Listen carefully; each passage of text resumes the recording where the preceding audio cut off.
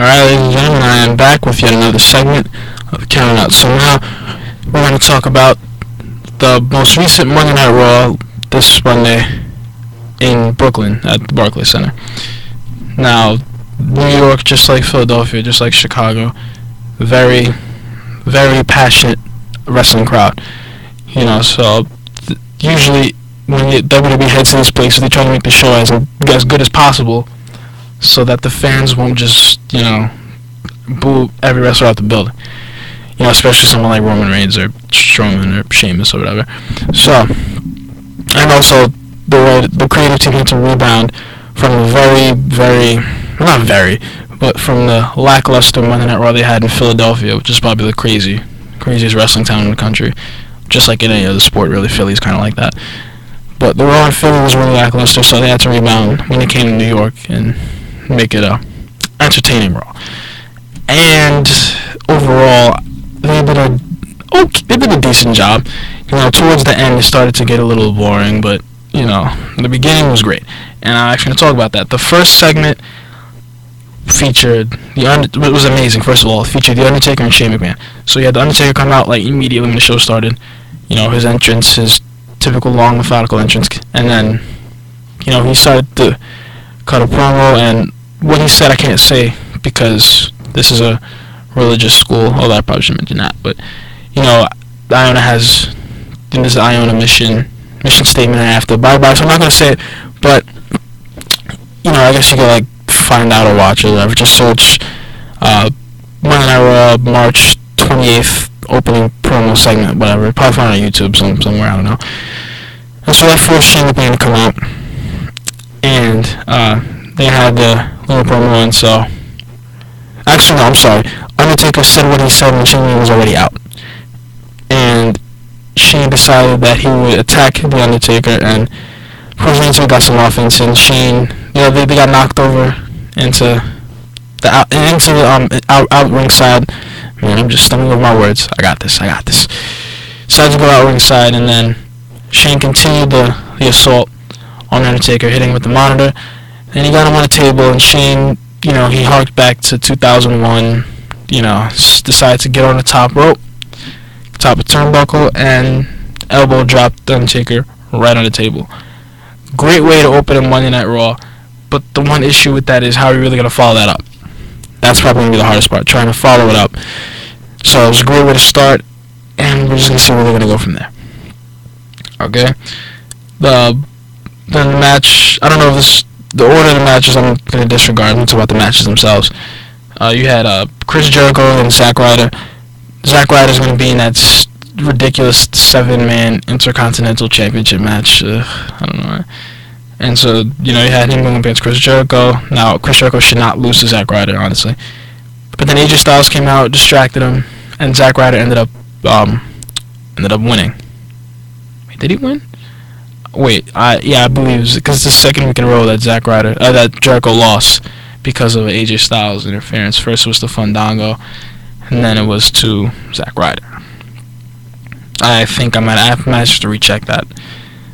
Yeah, honestly, but still, AJ Styles came out, and that's when Chris Jericho officially made the match between the two, which we saw coming from a mile away. I don't really love Jericho and Styles having this match because they've already had 3 matches on TV. So, turn to be beating a dead horse. Styles is 2-1 against them, and I don't think you're gonna have. If Styles loses at WrestleMania, it's gonna be typical Vince. That's just gonna be Vince stroking his WWE ego about how he's better than TNA. Well, the Sting last year was WCW, but now it's with TNA. Styles is a TNA guy.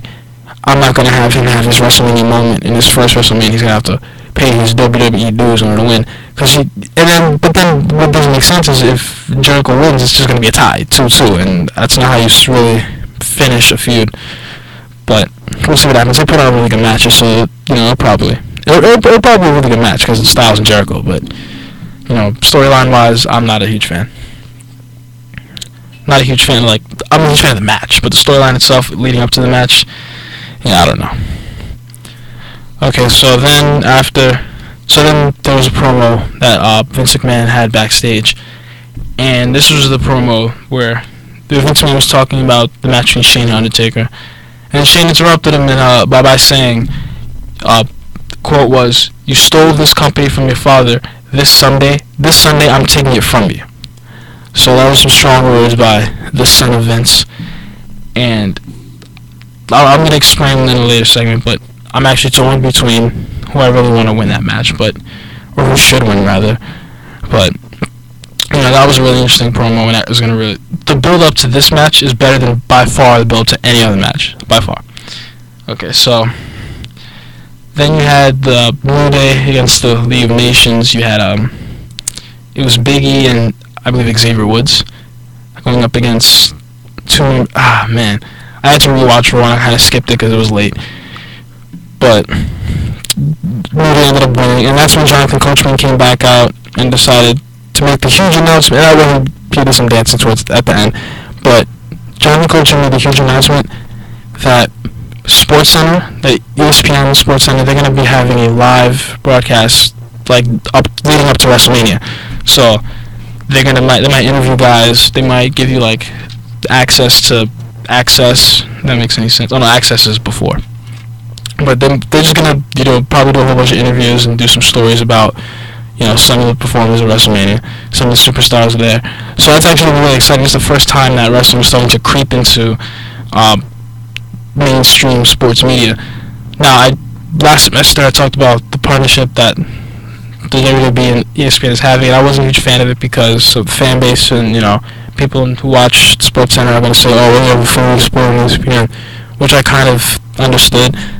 But this is going to be different. This is not going to. They're just going to be leading up to WrestleMania and have ESPN coverage of it, so that's going to be really cool. And so then you have the segment with Brock Lesnar. Well, it's not a Brock Lesnar segment. He just stands there with Paul Heyman, doing his typical spiel about how he's going to destroy Dean. Typical Paul Heyman, promo gold. And then out came Dean Ambrose. What was interesting about this one was Dean Ambrose said absolutely nothing. Literally all Dean Ambrose did was he came out with a big red wagon and went on the ring, got some weapons, put them in the wagon, and left. Didn't even look at Lesnar once. Didn't acknowledge him at all. I feel like that was excellent. That was a great way to build up to that match at Sunday, which mostly has been okay.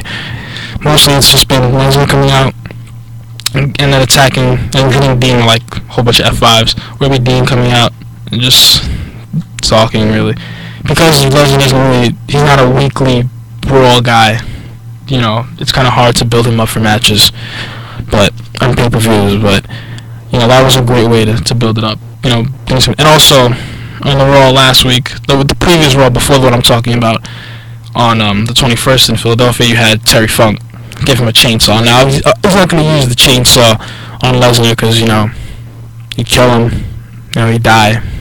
But he might not turn it on and use it. I don't know what he's going to do. I don't know. Maybe to scare him, but I thought that was really cool. But the build-up to this match has been pretty decent. That's probably the second match I'm moving to because it's a street fight. So you're gonna have Brock Lesnar, who's one of the toughest guys in wrestling, maybe not even the WWE, but maybe he's probably tougher than in TNA or NJPW or Lucha, Ring of Honor, whatever. And you're gonna have Dean Ambrose, a guy who, when he was in CZW, he specialized in hardcore matches. Well, CZW is a hardcore or an extreme rules type promotion. He would be taking power tools to the face, bleeding all over. That's Dean Ambrose's thing. That's his type of match. So that's his other match I'm really looking forward to. Okay, so then you had the absolute waste of a women's match. I guess I can say Divas match because they're on the show Total Divas. It was between the Total Divas, which was Natalya Paige, Alicia Fox, and Brie Bella against Lana, Naomi, Tamina, and Summer Rae, I think. And there's probably someone else involved too. And there was a roll towards the end after the match was over. And then everyone was super excited when Eva Marie came out. That was obvious sarcasm because absolutely no one was. She got a horrible reaction, which I expected.